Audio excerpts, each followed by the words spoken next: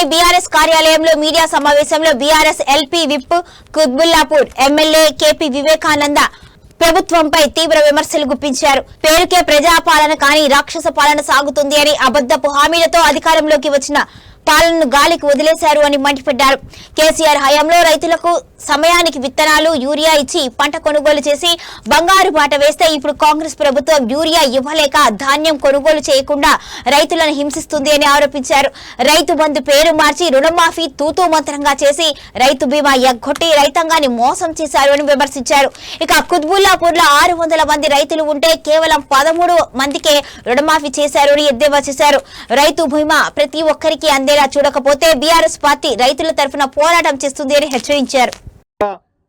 వ్యవసాయాన్ని అంతా కూడా సర్వనాశనం చేసినటువంటి ఈ యొక్క రేవంత్ రెడ్డి గారు కనీసం ఈయన చెప్పిన కొత్త పథకాలు కాదు కదా, కేసీఆర్ గారు ఎంతో ప్రతిష్టాత్మకంగా బ్రహ్మాండంగా ప్రవేశపెట్టినటువంటి పథకాలనే కొనసాగించినటువంటి దద్దమ్మ చేతగాని అసమర్థ ప్రభుత్వం ఈ యొక్క కాంగ్రెస్ ప్రభుత్వం రేవంత్ రెడ్డి సర్కార్ అని చెప్పి మనవి చేస్తా ఉన్నాం. రైతు బీమాకి వీళ్ళు ప్రీమియం కట్టక సుమారు చాలా మంది వేల మంది రైతులు మరి చనిపోతే వారికి రైతు బీమా డబ్బులు రాకుండా ఇంకా వేచి చూస్తా ఉన్నారు. ఇంత చక్కటి రైతు బీమా పథకం తీసుకొస్తే రాష్ట్రానికి రైతాంగం గురించి ఈరోజు రైతు బీమా డబ్బులు కట్టకుండా ప్రీమియం కట్టకుండా రైతులకి డబ్బులు రాకుండా వేచి చూస్తా ఉన్నారు. కాబట్టి కేసీఆర్ గారు తీసుకొచ్చినటువంటి ఎన్నో మంచి పథకాలు రైతులకు ప్రయోజనకరంగా ఉండేటువంటి ఎన్నో కొనుగోలు చేసి రైతులకి ఒక బంగారు బాట వేసినటువంటి నాయకుడు కేసీఆర్ గారు. మరి ఈరోజు చూస్తూ ఉన్నాం, టైంకి విత్తనాలు లేవు రైతులకి, టైంకి యూరియా లేకుండా యూరియా కోసం రోడ్ల పైన పడిగాల్పు కాస్తా ఉన్నారు రైతులకి యూరియా దొరక్క మరి ఎన్ని పెద్ద ఎత్తున యుద్ధాలు జరిగినాయో మనం రోడ్ల పైన చూసినాం. కేసీఆర్ గారి సమయంలో వారి హయాంలో ఆటోకి డబ్బులు ఇస్తే యూరియా బస్తాలు తీసుకొచ్చి ఇంటికాడ పడేసిపోయేటువంటి సందర్భం ఉండే. కానీ ఈరోజు యూరియా దొరకలేని పరిస్థితి. ఈరోజు రైతు బంధుని పేరు మార్చి రైతు భరోసా అని పేరు పెడితే రైతు భరోసా కాదు కదా, రైతుకి మోసమైన పేరు పెట్టుకోవాలి. దాని భరోసా తీసేసి ఒక్క రైతు బంధు పథకం లేదు, రైతుకు డబ్బులు లేవు.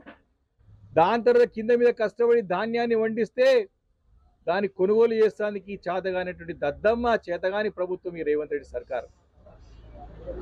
మరి అరొకరు కొంటే ఆ ధాన్యం కొంటే కూడా దానికి డబ్బులు చెల్లించే పరిస్థితి ప్రభుత్వం దగ్గర లేదు.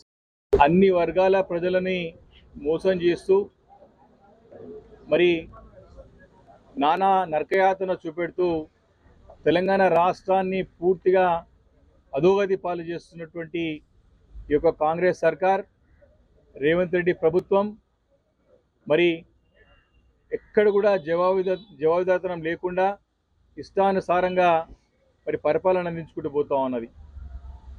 పేరుకే ప్రజాపాలన కానీ ప్రజలని హింసించే పాలన రాష్ట్రంలో జరుగుతూ ఉంది.